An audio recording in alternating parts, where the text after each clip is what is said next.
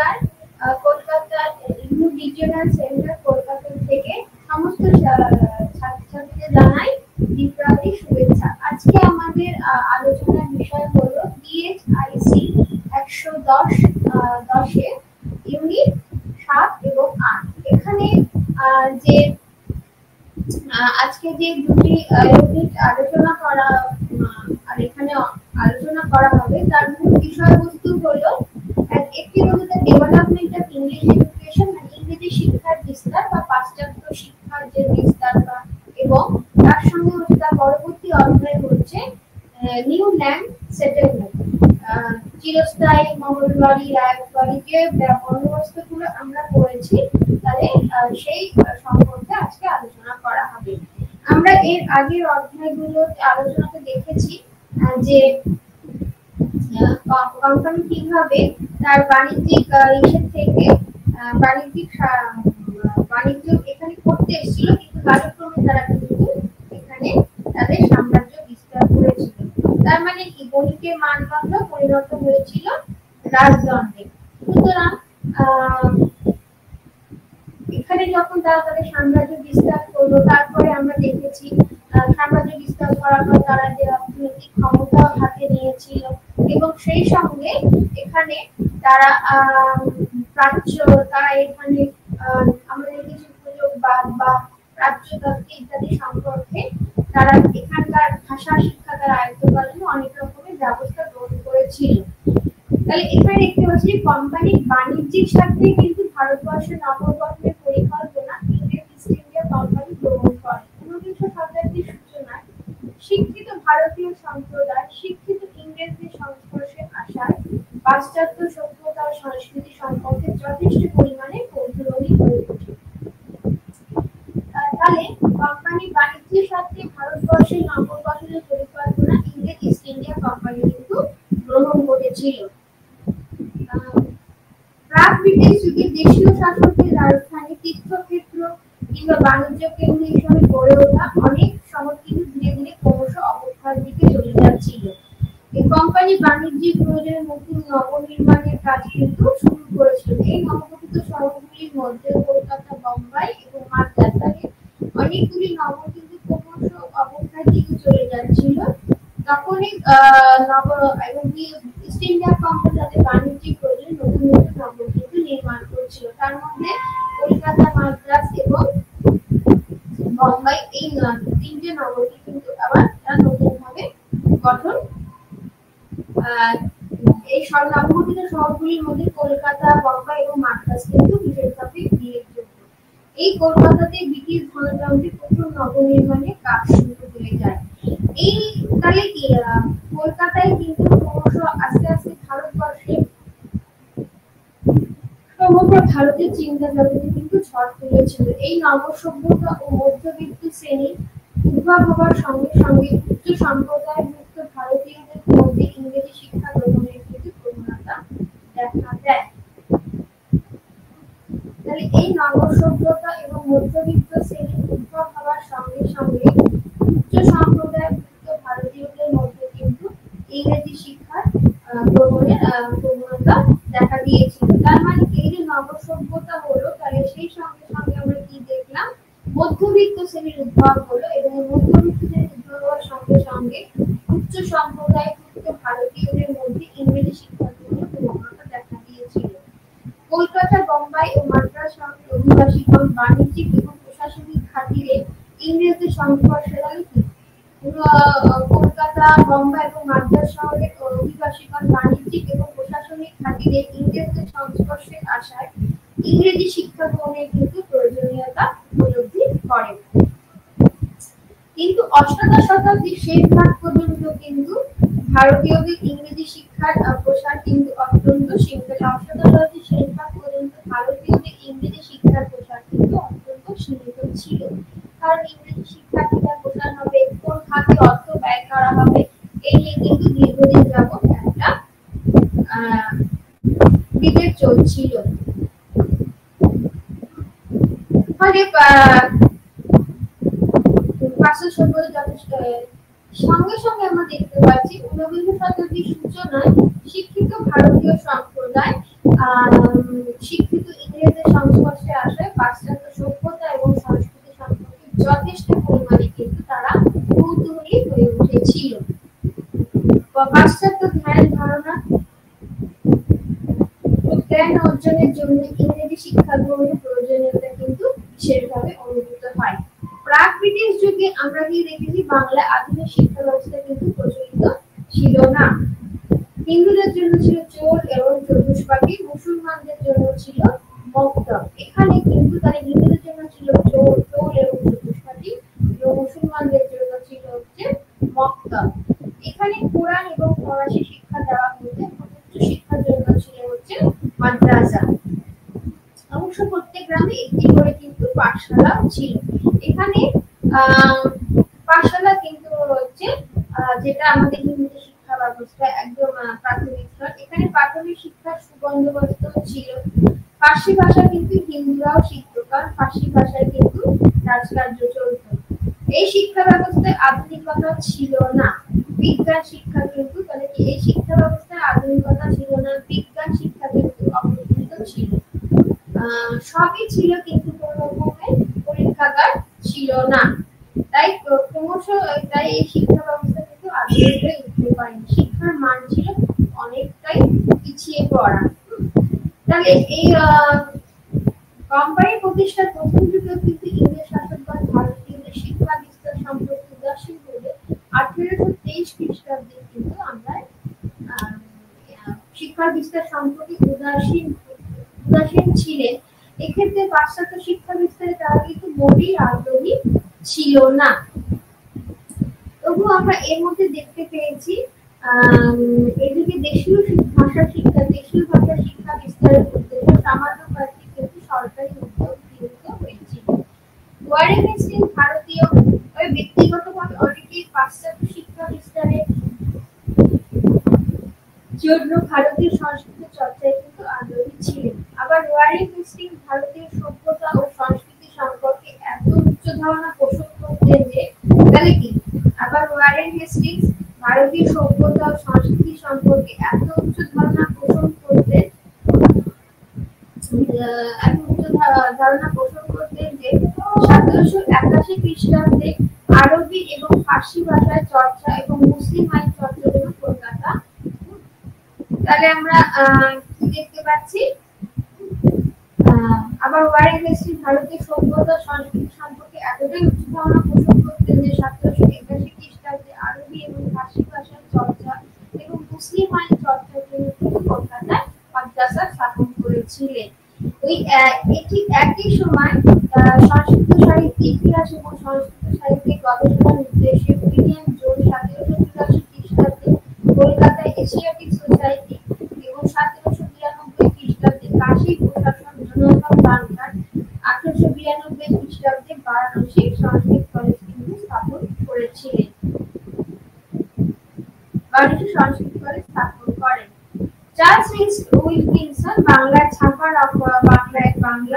হরফ তৈরি করার ফলে বাংলা বই ছাপার ক্ষেত্রে কিন্তু এক নতুন রাজপথ তৈরি হয়েছিল। চার্লস উইলকিনসন বাংলা ছাপার হরফ তৈরি করার ফলে বাংলা বই ছাপার ক্ষেত্রে এক নতুন রাজপথ তৈরি হয়েছিল। 1800 খ্রিস্টাব্দে আমরা জানি ফোর্ট উইলিয়াম কলেজ স্থাপিত হয়েছে। তার মানে পাশ্চাত্য শিক্ষা বিস্তার খুব অল্প হলেও হচ্ছিল, কিন্তু তারা দেশীয় ভাষা শিক্ষা বিস্তারে কিন্তু তারা একটা উদ্যোগ নিয়েছিল।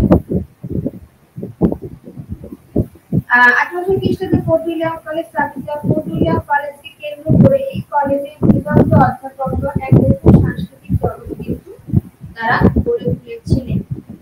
বিশেষ করে বাংলা ভাষা এবং সাহিত্যের উন্নতিতে কিন্তু এই কলেজের অবদান অস্বীকার। বিশেষ করে বাংলা ভাষা এবং সাহিত্যের উন্নতিতে কিন্তু এই কলেজের অবদান অস্বীকার। কোম্পানির একজন সিভিল সার্ভিস কর্মচারী স্যার চার্লস গান সর্বপ্রথম ভারতবর্ষে কোম্পানির একজন সিভিল সার্ভিস কর্মচারী স্যার চার্লস গান সর্বপ্রথমে ভারতবর্ষে ইংরেজি শিক্ষা ব্যবস্থা। চার্লস গান কিন্তু হচ্ছে কোম্পানির সিভিল সার্ভিস কর্মচারী, তিনি ভারতবর্ষের প্রথম ইংরেজি শিক্ষা প্রবর্তনের সুপারিশ করেছিলেন এবং 1797 খ্রিস্টাব্দে এই মর্মে একটা স্মারকলিপি ডাইরেক্টর সভার নিকট পেশ করেন। 1813 খ্রিস্টাব্দে চার্টার অ্যাক্ট অনুযায়ী কোম্পানি ভারতীয় কিন্তু ডাইরেক্টর সহ এই বিষয়টি অনুমোদন করেন। 1813 খ্রিস্টাব্দে চার্টার অ্যাক্ট অনুযায়ী কোম্পানির শাসনাধীনে ভারতীয় শিক্ষাদানের উদ্দেশ্যে বার্ষিক 1 লক্ষ টাকা ব্যয় করার কথা বলেছিলেন। কিন্তু 1823 খ্রিস্টাব্দ পর্যন্ত কিন্তু তাহলে কি ভারতীয়দের শিক্ষাদানের উদ্দেশ্যে বার্ষিক 1 লক্ষ টাকা ব্যয় করার কথা ঘোষণা করা হয়। কিন্তু 1823 খ্রিস্টাব্দ পর্যন্ত কিন্তু এই বিষয়ে কোনো উদ্যোগ গ্রহণ করা হয়নি। 1823 খ্রিস্টাব্দে সরাসরি সরকারি প্রচেষ্টায় কিন্তু শিক্ষাদানে পরবর্তী পদক্ষেপ গ্রহণ করা হয়। এই সময় general committee of public instruction নামে একটি সরকারি দপ্তর কিন্তু গঠন করা হয়েছিল। উক্ত কমিটি 1813 খ্রিস্টাব্দে সংবিধান অনুযায়ী বরাদ্দকৃত অর্থ দেশীয় ভাষা শিক্ষার জন্য ব্যয় করার সিদ্ধান্ত গ্রহণ করে। উক্ত কমিটি 1813 খ্রিস্টাব্দে সংবিধান অনুযায়ী বরাদ্দকৃত অর্থ দেশীয় ভাষায় শিক্ষার জন্য ব্যয় করার সিদ্ধান্ত গ্রহণ করে। উক্ত কমিটি কলকাতায় একটি সংস্কৃত কলেজ স্থাপন করার সিদ্ধান্ত ঘোষণা করেছিল। উক্ত কলেজ তাহলে মোটামুটি general committee of public instruction কিন্তু তারা এই ভারতীয় শিক্ষা বিস্তার সরকারি প্রচেষ্টা শিক্ষাদানের পরবর্তী পদক্ষেপ গ্রহণ করেছিল। সেই সংগ্রামে এবং দেখা যায় যে পাশ্চাত্য শিক্ষার উপরে কিন্তু যথেষ্ট একটা গুরুত্ব আরোপ করা হচ্ছিল। 1813 খ্রিস্টাব্দে যে সনদ অনুযায়ী যে বরাদ্দকৃত অর্থ দেশীয় ভাষায় কিন্তু শিক্ষার জন্য ব্যয় করার সিদ্ধান্ত গ্রহণ করা হয়েছিল। কিন্তু এই যে পাশ্চাত্য কোন ধরনের শিক্ষার জন্য অর্থ ব্যয় করা হবে এই নিয়ে কিন্তু একটা বিতর্ক আমরা সবাই অবগত আছি। এরপরে কয়েক বছর ধরে শিক্ষার ভাষার মাধ্যম এবং শিক্ষা পদ্ধতি নিয়ে আঞ্চলিক ইনস্ট্রাকশন কমিটিতে প্রাচ্যবাদী এবং পাশ্চাত্যবাদীদের মধ্যে প্রচন্ড বাকবিতণ্ডার সৃষ্টি হয়েছিল। প্রাচ্যবাদীরা ভারতীয় ভাষা, ভারতীয় প্রাচীন ভাষা ও সাহিত্যের সেবায় প্রাচ্যবাদীরা ভারতীয় ভাষা, ভারতীয় প্রাচীন ভাষা ও সাহিত্যের শিক্ষা বিস্তারে কিন্তু পক্ষপাতী ছিলেন। অপরদিকে পাশ্চাত্যবাদীরা কিন্তু আমরা যেটা দেখতে পাচ্ছি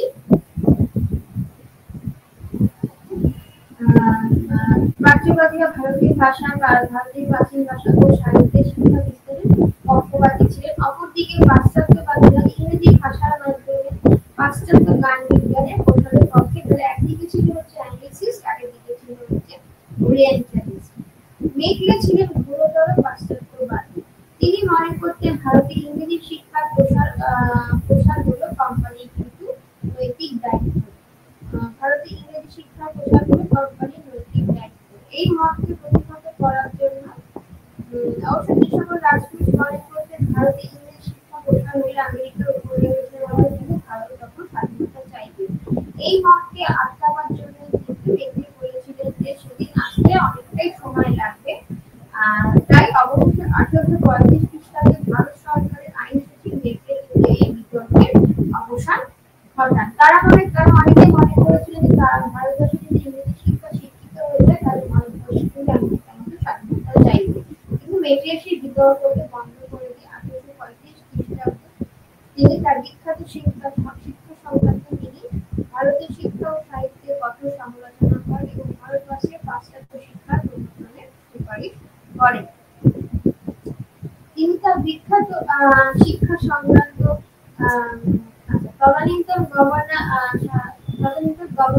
লর্ড উইলিয়াম বেন্টিক সুপারিশ করেছিলেন সেই সুপারিশকে পুরোপুরি গ্রহণ করার জন্য এবং 1835 খ্রিস্টাব্দে শিক্ষাক্ষেত্রে কেবলমাত্র ইংরেজি ভাষার মাধ্যমে ইউরোপীয় জ্ঞান বিজ্ঞান চর্চায় কিন্তু সরকারি নীতি গৃহীত হয়।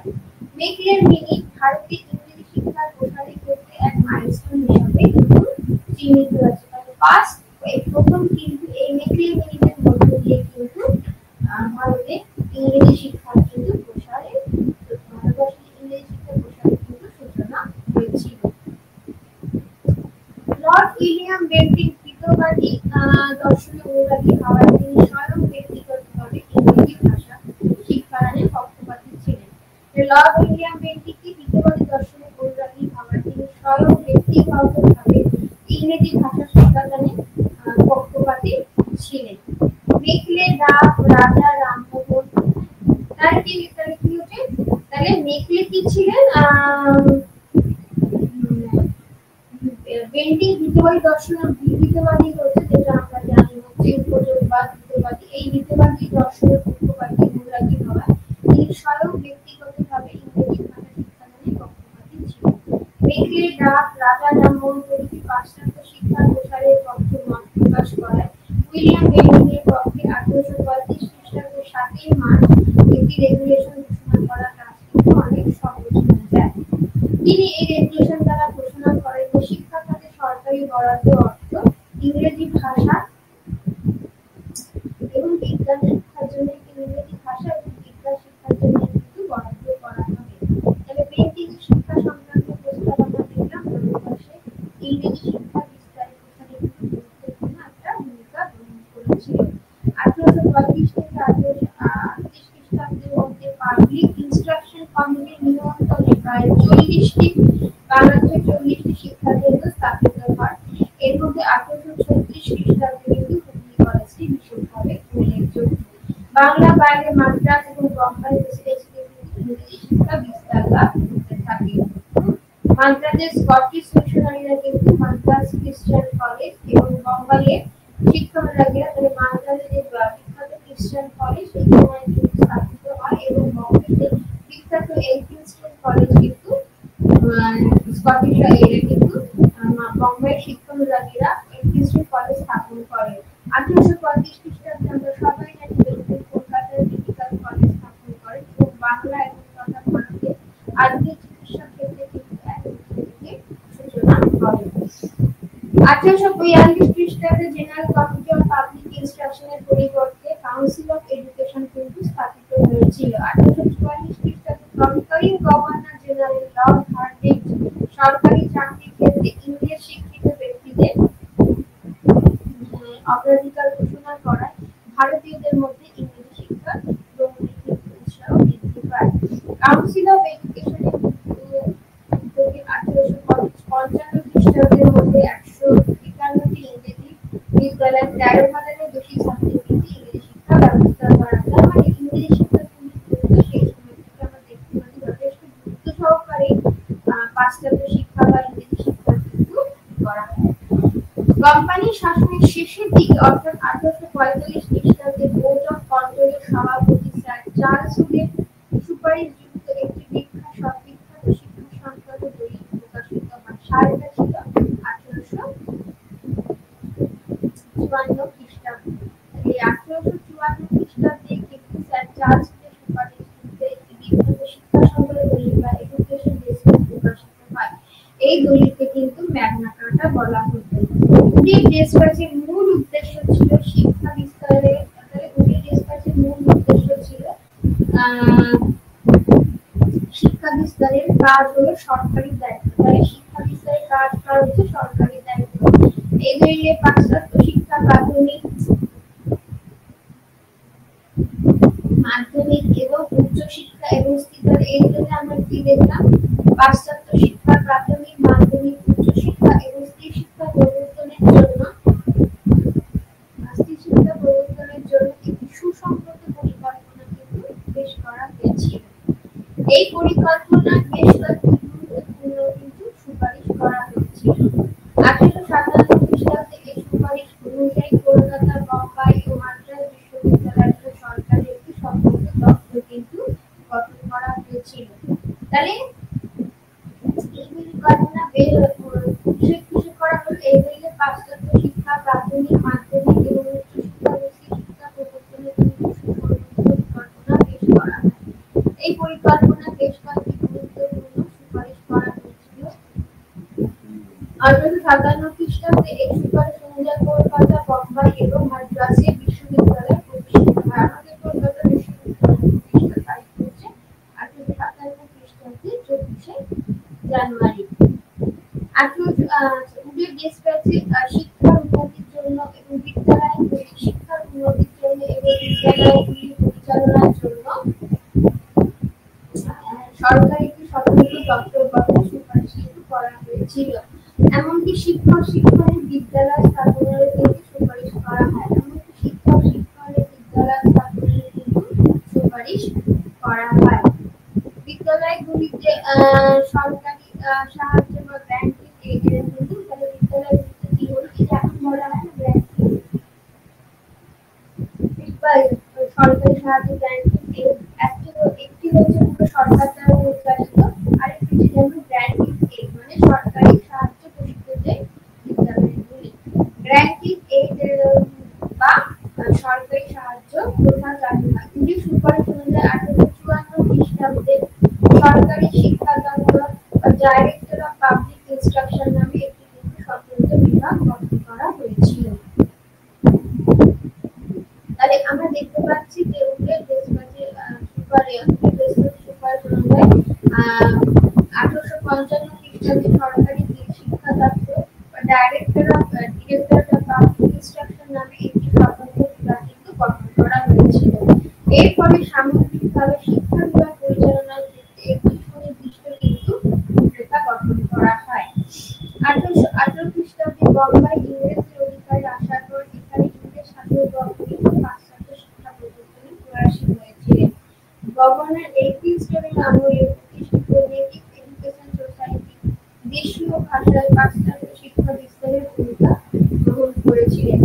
1844 খ্রিস্টাব্দে একটি শিক্ষা পর্ষদ বা বোর্ড অফ এডুকেশন গঠিত হয় এবং এই পর্ষদের সুপারিশ ক্রমে ইংরেজি ভাষার মাধ্যমে তাহলে 1840 খ্রিস্টাব্দে এখানে একটি শিক্ষা পর্ষদ বা বোর্ড অফ এডুকেশন গঠিত হয় এবং এই পর্ষদের সুপারিশ ক্রমে ইংরেজি ভাষার মাধ্যমে পাশ্চাত্য শিক্ষা প্রসারের নীতি গৃহীত হয়। 1845 খ্রিস্টাব্দে মাদ্রাজে প্রতিষ্ঠিত কাউন্সিল অফ এডুকেশন উদ্যোগে এখানে ইলেকট্রিক্যালে 1845 খ্রিস্টাব্দে হয়েছিল মাদ্রাজে প্রতিষ্ঠিত কাউন্সিল অফ এডুকেশনের উদ্যোগে এখানে এডুকেশন ইনস্টিটিউশন এবং একাধিক জেলা বিদ্যালয় কিন্তু স্থাপিত হয়েছিল। এইভাবে কোম্পানি আমলে সরকারি উদ্যোগে পাশ্চাত্য শিক্ষার সূত্রপাত এবং প্রসার ঘটেছিল। তার মানে আমরা কি দেখতে পাচ্ছি, তাহলে এখানে এইভাবে কোম্পানি আমলে সরকারি উদ্যোগে পাশ্চাত্য শিক্ষার সূত্রপাত এবং প্রসার কিন্তু ঘটেছিল। প্রাথমিক পর্বে সরকারি উদ্যোগে ইংরেজি শিক্ষার প্রসার ঘটলেও এই শিক্ষা কিন্তু কখনো বড়মুখী ছিল না, কারণ এটা শিক্ষিত মধ্যবিত্ত সম্প্রদায় নিয়ে কিন্তু এই শিক্ষা কিন্তু সীমাবদ্ধ ছিল।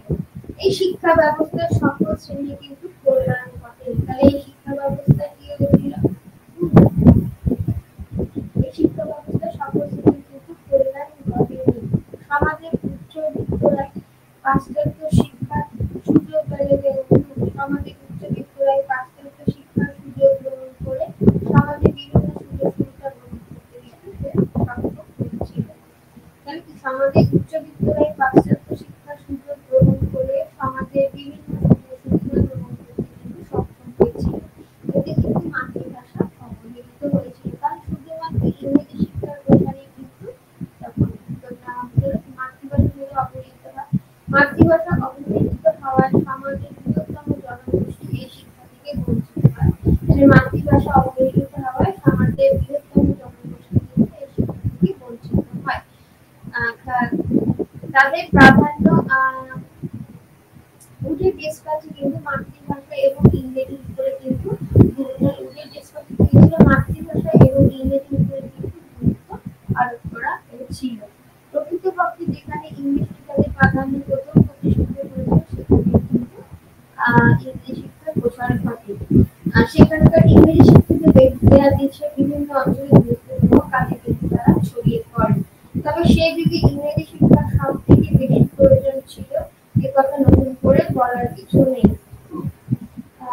এটা ঠিকই, তবে সেই যুগে ইংরেজি শিক্ষা যে সব থেকে বেশি প্রয়োজন ছিল এখানে নতুন করে বলার কিছু নেই। পাশ্চাত্যে শিক্ষা লাভ করে মানুষ যুক্তিবাদী হয় এবং তার ফলে বাংলা ভাষা ভারতে মমতাজী হয়। তাহলে পাশ্চাত্যে শিক্ষা লাভ করে মানুষ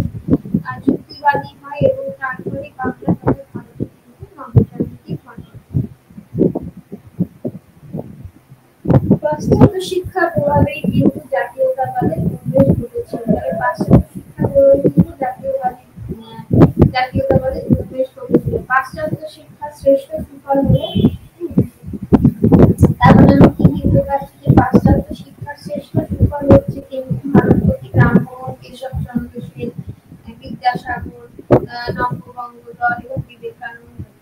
ঊনবিংশ শতাব্দী বাংলায় যে মানবিক মুক্তির মহাযজ্ঞ অনুষ্ঠিত হয়েছে তার প্রধান কিন্তু তাহলে আমরা জানি সেই গুরুস্থানকে বাংলা যে নবজাগরণ দেখা দিয়েছিল তার মূল এরাই কিন্তু তারা তারা ছিল বাংলা যে মানবিক মুক্তি মহাযজ্ঞ অনুষ্ঠিত হলো তার প্রধান ছিল কিন্তু এরাই। তবে ভারতবর্ষে পাশ্চাত্য শিক্ষা বিস্তারে সরকারি উদ্যোগ অপেক্ষা বেসরকারি উদ্যোগের কিন্তু ভূমিকা ছিল বেশি। ভারতে আগত খ্রিস্টান মিশনারি এবং দেশি এবং বিদেশি চিন্তাশীল ব্যক্তিগণ এই উদ্যোগে প্রধান এটি ভারতবর্ষে পাশ্চাত্য শিক্ষা বিস্তারে এবং সরকারি উদ্যোগ অপেক্ষা বেসরকারি উদ্যোগের ভূমিকা কিন্তু ছিল বেশি। ভারতে আগত খ্রিস্টান মিশনারি এবং দেশি এবং বিদেশি চিন্তাশীল ব্যক্তিগণ এই উদ্যোগে কিন্তু প্রধান অগ্রণী ছিলেন। বাংলাদেশে শিক্ষা বিস্তারের ক্ষেত্রে ব্যাপটিস্ট মিশনের প্রচারক উইলিয়াম কেরির নাম কিন্তু সর্বাধিক উল্লেখযোগ্য। ভারতে খ্রিস্ট ধর্ম প্রচার তার প্রধান উদ্দেশ্য হলেও এদেশে ইংরেজি শিক্ষা তার বিশেষ ভূমিকা ছিল। তিনি মার্শম্যান তাহলে আমরা দেখতে পাচ্ছি ধীরে ধীরে কিন্তু বাংলায় পাশ্চাত্য শিক্ষা বিস্তার হয়েছে। বাংলাদেশ শিক্ষা বিস্তারের ক্ষেত্রে ব্যাপটিস্ট মিশনের প্রচারক উইলিয়াম কেরির নাম কিন্তু ছিল সর্বাধিক উল্লেখযোগ্য। ভারতে খ্রিস্ট ধর্ম প্রচারে তার প্রধান উদ্দেশ্য হলে এদেশে ইংরেজি শিক্ষা প্রতিষ্ঠানে তার বিশেষ ভূমিকা ছিল। তিনি মার্শম্যান এবং উইলিয়াম মার্শ ওয়ার্ড এই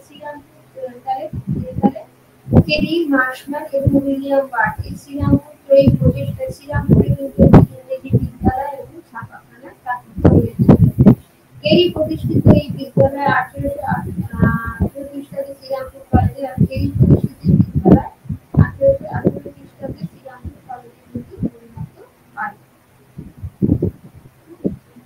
তাহলে প্রথমে এখানে কি স্থাপন করা হয়েছে? ইংরেজি বিদ্যালয় স্থাপন করা হয়েছিল এবং কেরি প্রতিষ্ঠিত ইংরেজি বিদ্যালয় 1818 খ্রিস্টাব্দে বর্তমানে বিখ্যাত শ্রীরামপুর কলেজে কিন্তু পরিণত হয়। এই একই সময় রবার্ট মে নামক একজন ধর্মপ্রচারক গুজরাটে একটি ইংরেজি বিদ্যালয় স্থাপন করেন। 1820 খ্রিস্টাব্দে কিন্তু মিশন কলেজ স্থাপিত হয়। 1820 খ্রিস্টাব্দে কিন্তু 1820 খ্রিস্টাব্দে বিশপ কলেজ কিন্তু স্থাপিত হয়েছিল। স্কটিশ মিশনারি আলেকজান্ডার ডাফ 1820 খ্রিস্টাব্দে কিন্তু বিশপ কলেজ কিন্তু স্থাপিত হয়। স্কটিশ মিশনারি আলেকজান্ডার ডাফ 1830 খ্রিস্টাব্দে রাজা রামমোহনের সহযোগিতায় জেনারেল অ্যাসেম্বলিজ ইনস্টিটিউট নামে কিন্তু একটি বিদ্যালয় স্থাপন করেন। তাহলে 1820 খ্রিস্টাব্দে জানিনা বিশপ কলেজ স্থাপিত হয়েছিল। স্কটিশ মিশনারি আলেকজান্ডার ডাফ 1830 খ্রিস্টাব্দে রাজা রামমোহনের সহযোগিতায় জেনারেল অ্যাসেম্বলিজ ইনস্টিটিউট নামে কিন্তু একটি বিদ্যালয় স্থাপন করেন। এই বিদ্যালয় পরবর্তীকালে স্কটিশ চার্চ কলেজে কিন্তু পরিণত হয়েছিল। ইতিমধ্যে 1833 খ্রিস্টাব্দে চার্টার আইন পাস হওয়ায় মিশনারিরা ভারতে খ্রিস্ট ধর্ম প্রচারের অধিকার কিন্তু লাভ করেছিলেন। ইতিমধ্যে 1833 খ্রিস্টাব্দে চার্টার আইন পাস হওয়ায় মিশনারিরা কিন্তু ভারতে খ্রিস্ট ধর্ম প্রচারের অধিকার লাভ করেছিল এবং তাদের প্রচেষ্টায় ভারতবর্ষে কিন্তু শিক্ষা ক্ষেত্রে সংযোগ শুরু হয়েছিল। এই মিশনারিদের প্রচেষ্টা 1837 খ্রিস্টাব্দে কলকাতায় চার্চ ইনস্টিটিউশন এবং অন্যান্য জায়গায় কিন্তু অনেক রকমের কলেজ তৈরি হয়েছিল। 1852 খ্রিস্টাব্দে মাদ্রাজ সেন্ট জোসেফ কলেজ এছাড়া কলেজ ছাড়াও মিশনারিরা সমগ্র দেশব্যাপী ইংরেজি বিদ্যালয় স্থাপন করেছিলেন। পাশ্চাত্য শিক্ষা বিস্তারের ক্ষেত্রে এদেশীয় এবং বিদেশীয় কয়েকজন চিন্তাশীল ব্যক্তির অবদান কিন্তু এই প্রসঙ্গে অবিস্মরণীয়। প্রথম দিকে ব্যক্তিগত প্রচেষ্টায় এদেশে ইংরেজি শিক্ষা ভাষা কিন্তু প্রচলিত হতো। ম্যাক্সিমামটা দেখতে পাচ্ছি বেসরকারি উদ্যোগে হয়েছিল। এ বিষয়ে শেনবার, মার্টিন ব্রান্ডন, ব্রাউন, অ্যান্টনি ফিরিঙ্গি প্রভৃতি বিদেশিদের নাম কিন্তু সবচেয়ে উল্লেখযোগ্য। দেশীয় চিন্তাশীল ব্যক্তিদের মধ্যে রাজা রামমোহন রায় ইংরেজি শিক্ষা বিস্তারে প্রধান ভূমিকা গ্রহণ করেছিলেন। তাহলে কি দেশীয় চিন্তাশীল ব্যক্তিদের মধ্যে রাজা রামমোহন রায় ইংরেজি শিক্ষা বিস্তারে প্রধান ভূমিকা গ্রহণ করেছিলেন। 1813 খ্রিস্টাব্দে চার্টার আইনে কোম্পানি দেও 1 লক্ষ টাকা যাতে ইংরেজি ভাষা ও বিজ্ঞান শিক্ষার জন্য ব্যয় করা হয় সেদিকে রাজা রামমোহন তীব্র দৃষ্টি রাখেন। 1813 খ্রিস্টাব্দে চার্টার আইনে কোম্পানি যা 1 লক্ষ টাকা করে ইংরেজি ভাষা শেখার জন্য ভাষা ও বিজ্ঞান শিক্ষার ব্যয় করা হয়, সেদিকে রাজা রামমোহন তীক্ষ্ণ দৃষ্টি রেখেছিলেন। 1817 খ্রিস্টাব্দ পর্যন্ত বাংলাদেশে ইংরেজি বিস্তারের উল্লেখযোগ্য প্রকাশ ঘটেনি। 1817 খ্রিস্টাব্দে ডেভিড হেয়ার নামে জন্মের ঘড়ি ব্যবসায়ী কলকাতায় স্কুল বুক সোসাইটি প্রতিষ্ঠা স্থাপন করে। ভালো পাঠ্যপুস্তকের কিন্তু খুবই সেই সময় অভাব ছিল। ইংরেজি এবং ভারতীয় ভাষায় পাঠ্যপুস্তক প্রকাশ করে সেই অভাব তিনি কিন্তু পূরণ করেছিলেন। স্কুল সোসাইটি ভালো স্কুলের অভাব অনুভব করে 1818 খ্রিস্টাব্দে 1 সেপ্টেম্বর কলকাতার টাউন হলে একটি সভা থেকে ক্যালকাটা স্কুল সোসাইটি নামে একটি প্রতিষ্ঠান গড়ে তোলার প্রস্তাব করা হয়েছিল। এই সোসাইটির উদ্দেশ্য ছিল ভালো স্কুল গড়ে তোলা এবং বর্তমান বিদ্যালয়গুলির উন্নতি বিধান করা। উচ্চশিক্ষার ক্ষেত্রে কিন্তু তারা সবিশেষ গুরুত্ব আরোপ করেছিলেন।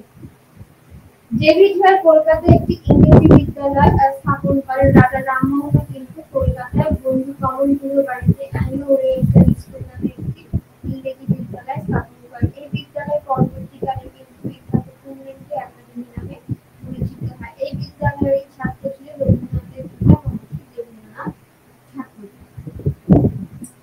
এই সময় সব থেকে উল্লেখযোগ্য ঘটনা হলো 1817 খ্রিস্টাব্দে এই বিদ্যালয়ে এই বিদ্যালয়ের ছাত্র ছিলেন।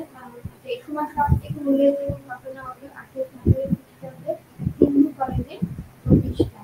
বাংলার নবজাগরণে এই কলেজের অবদান কিন্তু খুবই অনস্বীকার্য।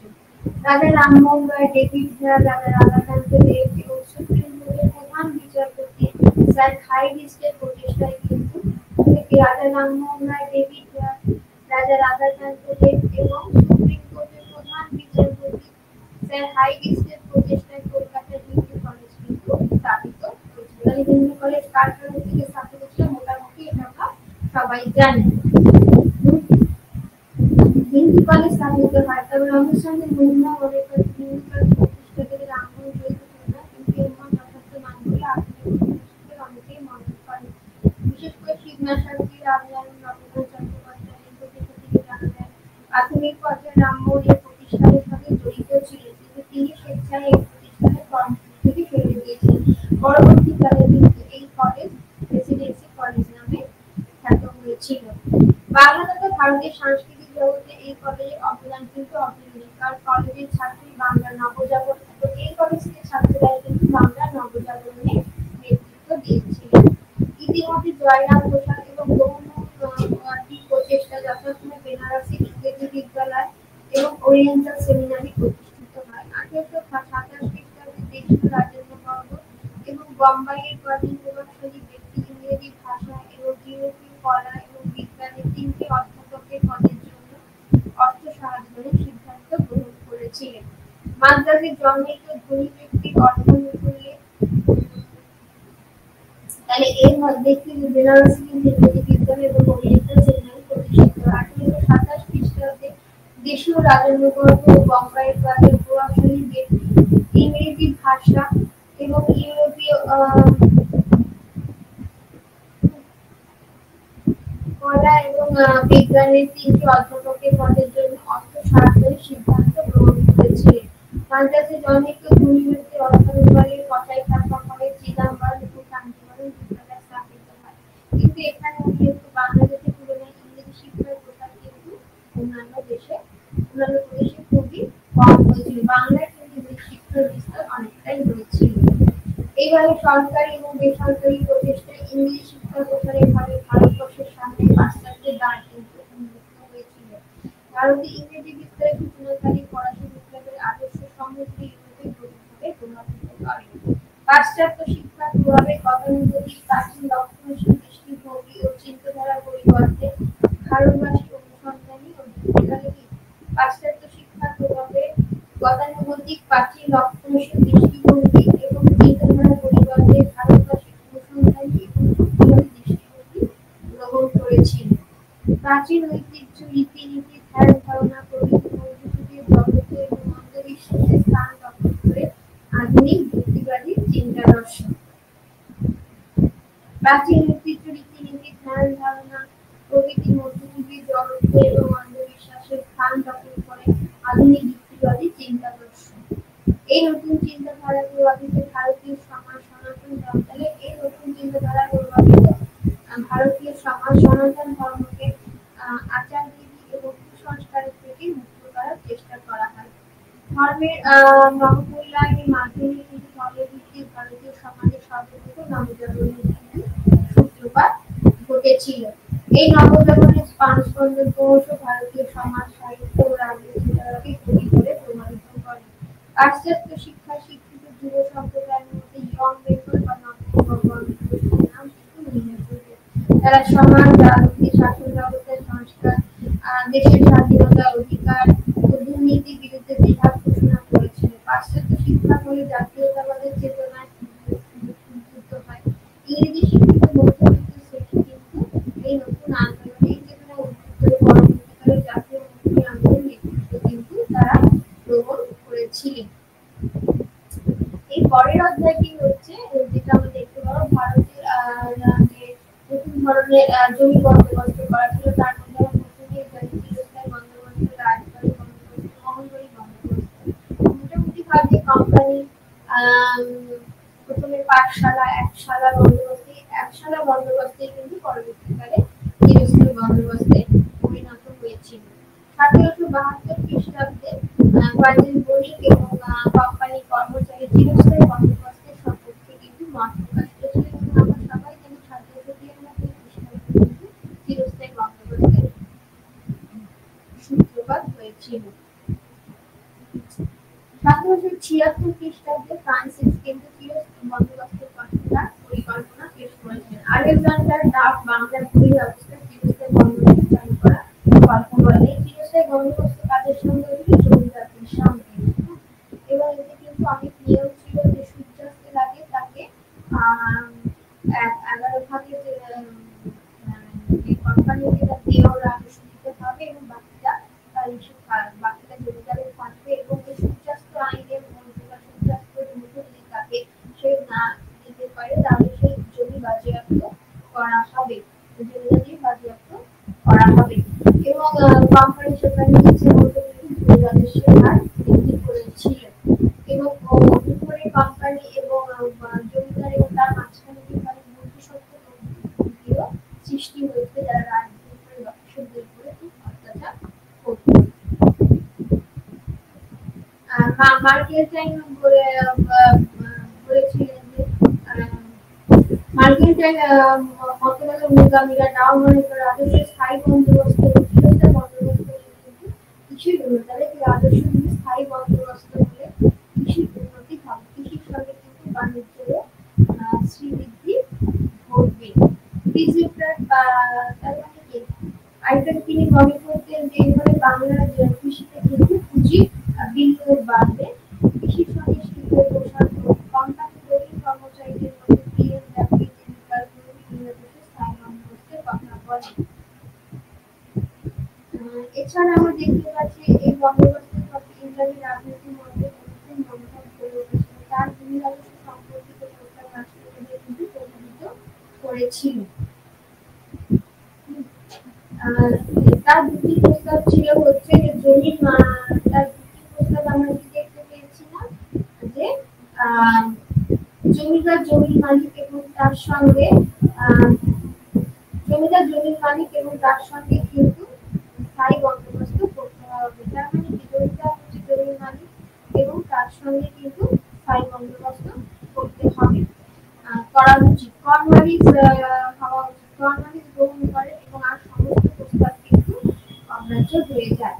জেমস মিল লিখেছেন যে কর্নওয়ালিসের অধীনতাতে সরকার চিরস্থায়ী বন্দোবস্তের জন্য কিন্তু দায়ী ছিল।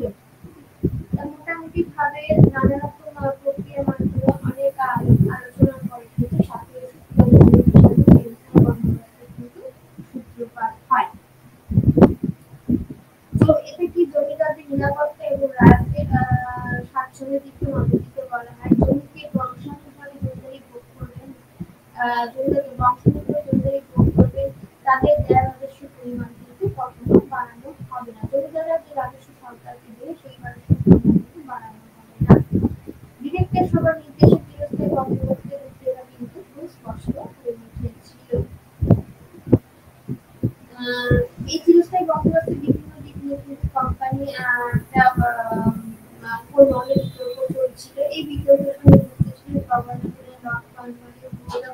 সভাপতি জনসন এবং কোম্পানির প্রধান সেরেস্তাদার যদি বোর্ড অফ রেভিনিউ সভাপতি জনসন এবং কোম্পানির প্রধান সেরেস্তাদার জেমস ব্রাউন।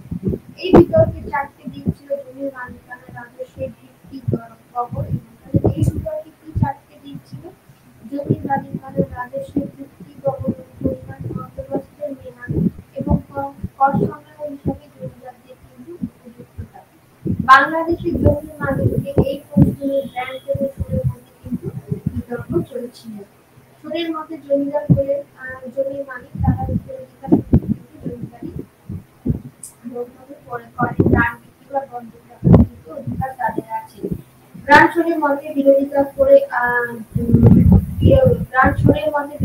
জমির মালিক হলো রাষ্ট্র, জমিদার হচ্ছে কর সংগ্রহ মালিক, এর জন্য তিনি কমিশন পান। অবশেষে নানান বিতর্কের মধ্যে দিয়ে কিন্তু সাথে ফিরিয়ে দিয়ে কিন্তু এই চিরস্থায়ী বন্দোবস্ত কিন্তু শুরু হয়। তিনি জমিদারদের সঙ্গে চিরস্থায়ী বন্দোবস্ত চেয়েছিলেন, কিন্তু স্থায়ী বন্দোবস্ত দীর্ঘমেয়াদী শেখ সৌদি চেয়েছিলেন, জমিদারদের সঙ্গে স্থায়ী দীর্ঘমেয়াদী বন্দোবস্ত চেয়েছিলেন, কিন্তু একেবারে স্থায়ী বন্দোবস্ত চাননি। তথাপি কিন্তু চিরস্থায়ী কর্নওয়ালিস মনে করেছিলেন যে কোম্পানির হাতে যথেষ্ট তথ্য আছে, মর্মন্তরে করে কৃষি পুনরুজ্জীবনের স্থায়ী বন্দোবস্তের আয়োজন না হলে সংগ্রহে কোম্পানির ক্ষতি হবে। ভূমি রাজস্বের সংগ্রাম হিসাবে জমিদারদের কর্নওয়ালিসের মধ্যে কিন্তু মতপার্থক্য দেখা দিয়েছিল। নতুন ভূমি ব্যবস্থায় জমিদারদের ভূমিকা কিন্তু খুবই গুরুত্বপূর্ণ। কর্নওয়ালিস মনে করেন জমি স্থায়ী থাকতে পেরে তারা কৃষি পুনর্গঠনে কিন্তু যত্নবান হবে। বাংলার গ্রামীণ অর্থনীতিতে বড় রকমের পরিবর্তন কিন্তু ঘটে যাবে। সুদ জমিদারের দক্ষতা এবং যোগ্যতা সম্পর্কে কিন্তু সন্দেহ পোষণ করতেন। তিনি মনে করতেন জমিদারি পরিচালনার জন্য অধিকার দক্ষতার প্রতি বাঙালিদের মধ্যে তার অভাব ছিল। তথাপি কিন্তু চিরস্থায়ী বন্দোবস্তে এই সূত্রপাত হয় এবং কিন্তু কর্নওয়ালিস মনে করেছিল যে এদেশে প্রচলিত ব্যবস্থার কর ব্যবস্থার বিরুদ্ধে অযোগ্যতা এবং অযোগ্যতা তৈরি হয়েছে। সরকারি দপ্তরে নামানোর পরে পরিশ্রম নীতিবাহিতা ফলপ্রদ তারা কিন্তু করে না। 1787 খ্রিস্টাব্দে কর্নওয়ালিস জেলার কালেক্টরের রাজস্ব পরিমাণ, জমিদার এবং ইজারাদের নাম এবং রায়তের স্বার্থ রক্ষামূলক কিছু সুপারিশ পাঠানোর নির্দেশ দেন। কালেক্টরের পাঠানো তথ্য বোর্ড অফ রেভিনিউ সুপারিশ অনুযায়ী কিন্তু প্রতিশ্রুতি দেন তিনি অস্থায়ীভাবে 10 আনা বন্দোবস্ত কিন্তু প্রচলন করেন 1790 খ্রিস্টাব্দে। জমিদার তিনি প্রতিশ্রুতি দেন নির্দেশনা অনুমোদন করে তাদের সাথে চিরস্থায়ী বন্দোবস্ত করবেন। বাংলা বিহারের মোট ভূমি রাজস্ব হলো তাহলে মোটামুটি ভাবে জমিদারের অন্তর্কিত আদায় অধিকার বাতিল করা হয় এবং অবশেষে 1793 খ্রিস্টাব্দে 22 মার্চ কর্নওয়ালিস চিরস্থায়ী বন্দোবস্ত প্রবর্তন করেন। জমিদার জমির মালিক বলে স্বীকৃত হলেও স্বীকৃতি লাভ করে রাজস্ব স্থায়ীভাবে কিন্তু ধার্য করা হয়। কোনো কালে রাজস্ব মুক্ত করা হবে না বলে কিন্তু জমিদারদের জানিয়ে দেওয়া হয়েছিল। নির্দিষ্ট দিনে রাজস্ব দিতে ব্যর্থ হলে জমিদারি নেতাকে মুক্তি করে সরকারি প্রাপ্য কিন্তু আদায় করা হবে। প্রয়োজন বোধ করে সরকার অধীনস্থ তালুকদার এবং রায়কে স্বার্থ রক্ষামূলক আইন তৈরি করতে পারবে। যেসব রায় দীর্ঘকাল ধরে স্থায়ীভাবে রাজস্ব দিয়েছেন তাদের কিন্তু রাজস্ব বৃদ্ধি করা যাবে না। তাদের রাজস্ব বৃদ্ধি করা যাবে না। অন্যদের ক্ষেত্রে করোনার হার অনুযায়ী রাজস্ব ধার্য করা হবে। জমিদার কৃষকদের অধিকার স্বীকার করে পাট্টা দেবে। কৃষক জমিদারদের খাজনা প্রতিশ্রুতি প্রক্রিয়া দেবে। এতে কৃষকের জন্য নিরাপত্তা বাড়বে। জমিদার বিচারক শাসক এবং সুস্থ সংগ্রাম হিসাবে তিনি দায়িত্ব পালন করবেন না। জমিদার ইচ্ছে মতো জমিদারি দান বিক্রি বা বন্ধ দিতে পারবে সরকারি অনুমোদনে কিন্তু কোনো রকমে। তাহলে জমিদার বিচারক শাসক এবং সুস্থ সংগ্রাম হিসাবে কোনো দায়িত্ব পালন করবেন না। জমিদার ইচ্ছে মতো জমিদারি দান বিক্রি বা বন্ধ দিতে পারবে সরকারি অনুমোদনে কিন্তু প্রয়োজন হবে না।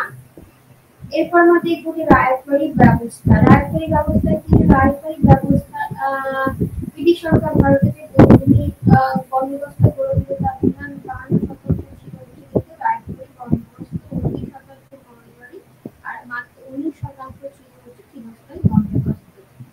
বাংলাদেশের সরকারি চিরস্থায়ী বন্দোবস্ত প্রবর্তন করার পরে সারা দেশে এই ব্যবস্থা কিন্তু প্রবর্তনের কথা ভেবেছিল, কিন্তু চিরস্থায়ী বন্দোবস্তের জন্মলগ্ন থেকে এই বিরোধিতা ছিল। এই ব্যবস্থার বিরুদ্ধে সবচেয়ে বড় কি যুক্তি ছিল? জনসংখ্যা চাষাবাদ বলে সরকার কিন্তু বাড়তি আর কোনো কিন্তু ভাগ পায়নি। এমন এজন্য সরকার সরাসরি রাজ্যের সঙ্গে 20 বছর বা 30 বছরের বন্দোবস্তে বাড়তি আয় ভাগ পেতে চেয়েছিলেন। অন্য অসুবিধা হলো যে বাংলা বিহারের মধ্যে সর্বোচ্চ কোনো জমিদার ছিল না। এসব নানান কারণে কিন্তু চিরস্থায়ী বন্দোবস্ত দেশের অন্যান্য স্থানে কিন্তু শুরু করা যায়নি। স্কটল্যান্ডের অধিবাসী থমাস মানরো এবং কিংস্টনের রাজবাড়ি এবং মাউসফোর্ড কিংস্টনের রাজবাড়ি ব্যবস্থা প্রবর্তন। এরা ছিল স্কটল্যান্ডের নবজাগৃত আলোকিত মানুষ। এরা বড় জমিদারি পছন্দ করতেন না। এরা সম্পূর্ণ কৃষক নিয়ে করা কৃষি অর্থনীতি, এরা বড় জমিদারি পছন্দ করতেন না এবং সম্পূর্ণ কৃষক নিয়ে করা কৃষি অর্থনীতি আস্থা রেখেছিলেন। রাজবাড়ি ব্যবস্থা প্রবর্তনের পিছনে শুধু দার্শনিক ছিল না, ছিল মাদ্রাজ প্রেসিডেন্সি বাস্তব প্রয়োজন। যুদ্ধের জন্য সরকারি ব্যয় বেড়েছিল, এখন সরকার আয় বাড়ানোর দিকে নজর দিয়েছিল। এই কারণে 1822 খ্রিস্টাব্দে কিন্তু রাজবাড়ি বন্দোবস্ত প্রবর্তন করা হয়েছিল।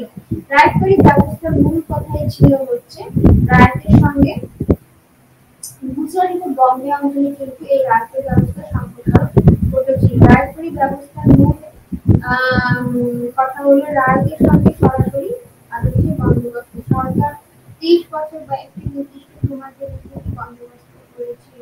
ইজারায় উল্লেখিত সব জমি বা একটা অংশের আয় দিতে পারে, হাজার বছরের ব্যাপারে করবে না। রায় তিনি ইচ্ছে মতো জমি বন্ধ বা বিক্রি করতে পারবেন। নির্দিষ্ট সময় অতিক্রান্ত হলেও সরকার জমি উন্নতির জন্য কিন্তু কর বসাবে না। রাজবাড়ি ব্যবস্থায় সরকার করে নির্দিষ্ট অতিক্রান্ত হলেও সরকার জমি উন্নতির জন্য নতুন হারে কর বসাবে না। রাজবাড়ি ব্যবস্থায় সরকারের জমিদার সম্পত্তি বা কৃষক নিয়মিত রাজস্ব দিয়ে কিন্তু তারা ভূমিসত্ত্ব পেয়েছিল। রাজবাড়ি বন্দোবস্ত জমি জরিপ করে জরিপ বাদল উৎপাদিত পণ্যের মূল্য, কৃষকের শ্রমের মূল্য, লাঙ্গল বল ইত্যাদি কিন্তু নতুন রাজবাড়ি বন্দোবস্ত কিন্তু জমি জরিপ করে জমি উৎপাদন উৎপাদিত পণ্যের মূল্য, কৃষকের শ্রমের মূল্য, লাঙ্গল বল ইত্যাদি অবক্ষয় মূল্য হিসাবে কিন্তু অবক্ষয় মূল্য হিসাব করে কিন্তু কর ধার্যের ব্যবস্থা করা হয়েছিল। রাজবাড়ি ব্যবস্থায় কর ধার্যের বিষয়টি কিন্তু ছিল খুবই জটিল। কৃষিদের পণ্যের উৎপাদন ইত্যাদি লাঙ্গল ইত্যাদি খরচ ধার্য ইত্যাদি হিসাবের মধ্যে ছিল। এই ব্যবস্থার সপক্ষে বিপক্ষে অনেকই যুক্তি দেখিয়েছিল, যেমন চিরস্থায়ী বন্দোবস্তের সপক্ষে এবং বিপক্ষে যেমন দেখানো হয়েছিল, তেমনি রাজবাড়ি বন্দোবস্তের বিপক্ষে এবং সপক্ষে কিন্তু সবাই যুক্তি দেখিয়েছিল।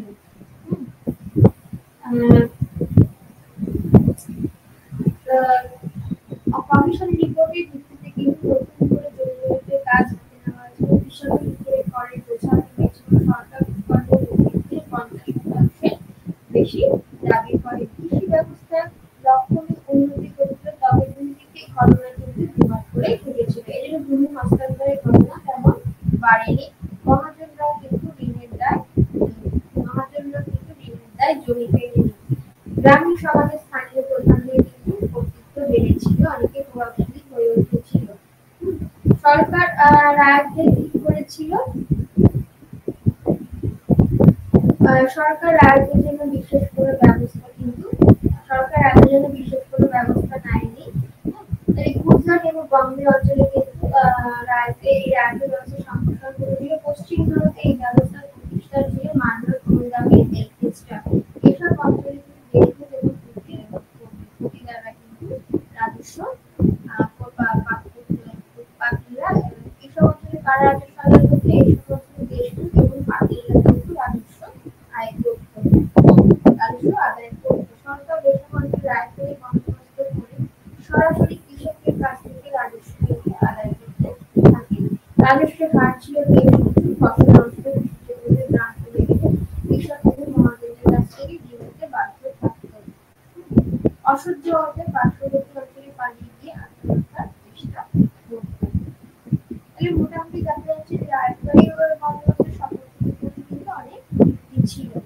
ভারতের ২৯% যেটা আমরা দেখতে পাচ্ছি এবং পরবর্তী ব্যবস্থা হচ্ছে মঙ্গলবাড়ি। মঙ্গলবাড়ি ব্যবস্থা কি ভারতের ২৯% কৃষিদের উপরে কিন্তু মঙ্গলবাড়ি বন্দোবস্ত হয়েছিল। ফিরোজ খাঁ এবং রায়বাড়ী বন্দোবস্ত ভারতের গ্রামীণ নির্যাতন থেকে স্থায়ী সারাকালে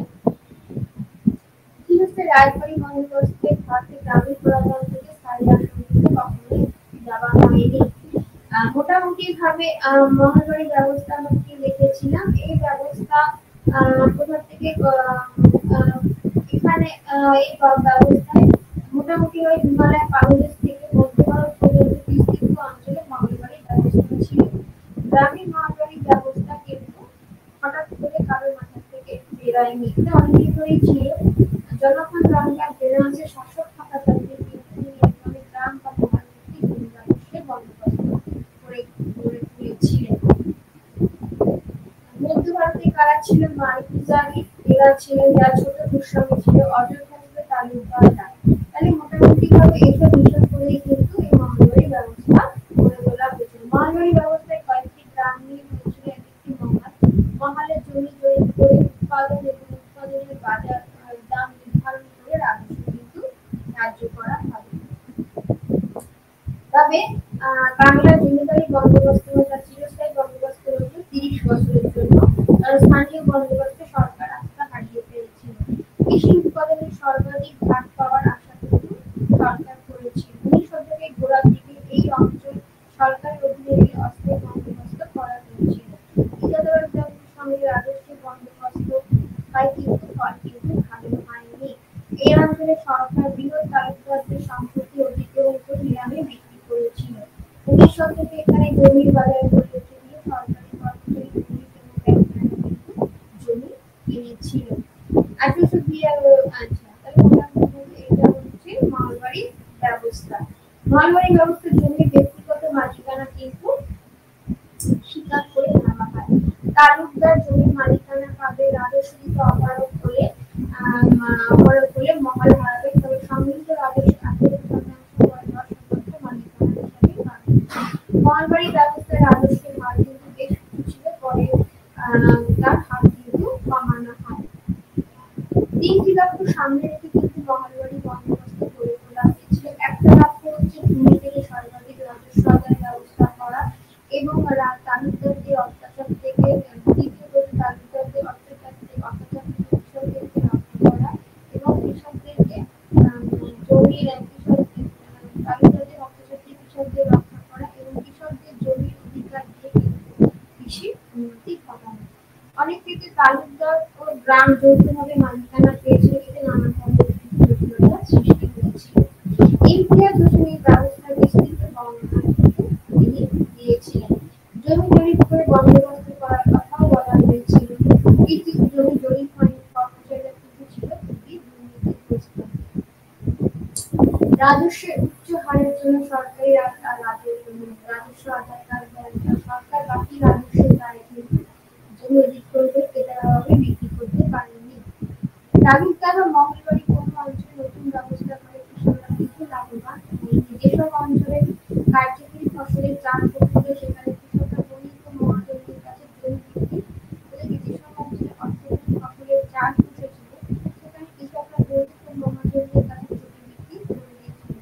উত্তর ভারতে কৃষক বিক্ষোভ মহাবিদ্রোহ এবং শক্তিশালী কিন্তু কাজ করেছিল।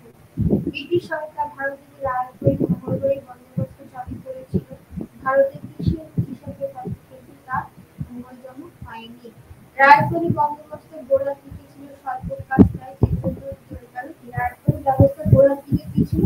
স্বল্প কাজটা কৃষকের জন্য উন্নতিতে মন দিতে পারেনি। যদি উন্নতির কোনো ব্যবস্থা নিতে পরের বন্দোবস্ত সময় কিন্তু তা স্বীকার করা হয়নি।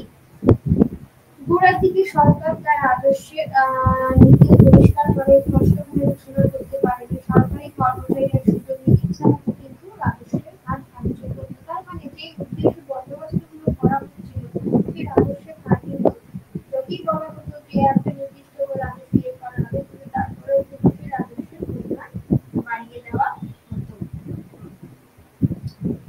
দামও নির্ধারণ করা কিন্তু সম্ভব হয়নি। এছাড়া কিন্তু রাজস্ব বিভাগের দুর্নীতি ছিল, কোনো সেখানে কৃষকও কিন্তু ক্ষতিগ্রস্ত হতো। রমেশচন্দ্র দত্ত এই অস্থায়ী বন্দোবস্তের বিরোধিতা করেছিলেন কিন্তু দুটি কারণে। প্রথমত অস্থায়ী বন্দোবস্ত রাজবাড়ী মহলবাড়ি উভয় ক্ষেত্রে কিন্তু রাজস্বের হার কিন্তু খুবই ছিল, খুবই উঁচু ছিল। রমেশচন্দ্রের দ্বিতীয় বক্তব্য ছিল এই বন্দোবস্ত ছিল অস্থায়ী, সরকার অর্থের প্রয়োজন হলে রাজস্ব বাড়িয়ে দিত এবং কৃষক কিন্তু তখন জমির কৃষি উন্নতিতে আগ্রহ হারিয়ে ফেলেছিল। রমেশচন্দ্রের তৃতীয় বক্তব্য 1920 ভারতের সর্বত্রই কিন্তু দুর্ভিক্ষ হয়েছে, লক্ষ লক্ষ মানুষ কিন্তু প্রাণ হারিয়েছে, কিন্তু ওই সময়কালে বাংলায় কোনো দুর্ভিক্ষ হয়নি। স্থায়ী রাজস্ব বন্দোবস্ত বিলোপের কারণ। দুর্ভিক্ষের সঙ্গে ভূমি রাজস্ব ব্যবস্থার সম্পর্ক খুব নিকট বলেও কিন্তু অনেক অর্থনীতিবিদরা মনে করে। রাজস্ব বেশি করে কিন্তু কৃষকের হাতে সঞ্চয় থাকছে না, দুর্ভিক্ষের প্রকোপ থেকে আত্মরক্ষার ক্ষমতা কিন্তু তার লুপ্ত হয়ে গেছিল। অস্থায়ী বন্দোবস্ত রাজধানী করতে পারলে গ্রামীণ ব্যবস্থাকে অস্বীকার করা হয়ে গেছিল। নতুন জমি মাটি প্রাচীন স্থায়ী কৃষক এখানে নতুন জমি মাটি প্রাচীন স্থায়ী কৃষক রায়তের অধিকারও কিন্তু স্বীকার করেছিল। রায়তকরণী অঞ্চলের জরিপের ব্যয়ও ছিল বেশি, কারণ এই অঞ্চলে বিস্তৃতভাবে জরিপের ব্যবস্থা করা হয়েছিল। এই জরিপের ব্যয়টাও কিন্তু কৃষকদের কাজে চাপানো হতো। সম্পূর্ণ কৃষক চাষবাস থেকে সরে দাঁড়িয়ে তার জমি দরিদ্র প্রজাকে বন্দোবস্তে খাজনা আদায়ের ব্যবস্থা করেছিল। এর পরিণতি হয় কোনো রায়তকরণী মহলে কিন্তু অনেক জমি মহাজনের হাতে কিন্তু চলে গিয়েছিল। যে উদ্দেশ্যে বন্দোবস্ত করা হয়েছিল সেই উদ্দেশ্যে কিন্তু এখানে হয়নি, কারণ অনেক জমি মহাজনের হাতে কিন্তু চলে গিয়েছিল। সরকার কৃষকের জমির মালিকানা ও বিক্রি অধিকার দিয়ে ভূমিহীন কৃষক আবির্ভাব নিশ্চিত করতে। সরকার কৃষকের জমির মালিকানা এবং বিক্রির অধিকার দিয়ে কিন্তু ভূমিহীন কৃষকের অধিকারকে সুনিশ্চিত করেছিল। তার মানে কি হলো, তাহলে সরকার এই যে উদ্দেশ্যে কাজ করেছে সেটা সবটাই কিন্তু ব্যর্থ। তাহলে এই দুটি অধ্যায় আলোচনার মাধ্যমে আমরা দেখলাম যে কি করে ভারতের শিক্ষা বিস্তার হলে ভারতে নতুন করে কিভাবে বন্দোবস্তের সূচনা হয়েছে। আজকের আলোচনায়